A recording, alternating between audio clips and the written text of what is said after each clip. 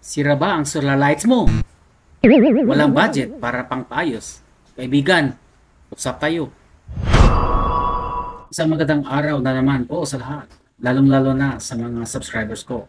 Sa video ito, papakita ko kung paano natin baklasin sa tamang paraan ang glass cover ng solar lights upang mapalitan ng baterya. Pero bago tayo mag-umpisa, shoutout muna sa kaibigan nating si Paul Abali, the former boy buddy, na nasa New Zealand na ngayon. Siyempre sa pinakamamahal kong asawa at sa anak kong naging content creator na rin na si Asel Kevin. Paki-subscribe na rin sa YouTube channels niya. So intro muna tayo.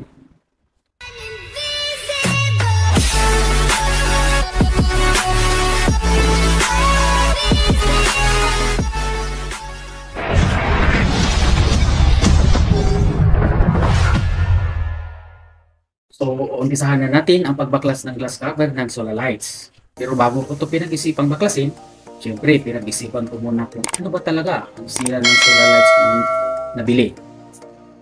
Tinest ko yung wiring galing ng solar panel at meron namang continuity. Nag-ilaw naman yung charging light niya pag nakakonect sa solar panel. Kaya ang hinala ko ay ang baterya. Kaya nag-order muna ako ng baterya bago ko talaga tuluyan baklasin.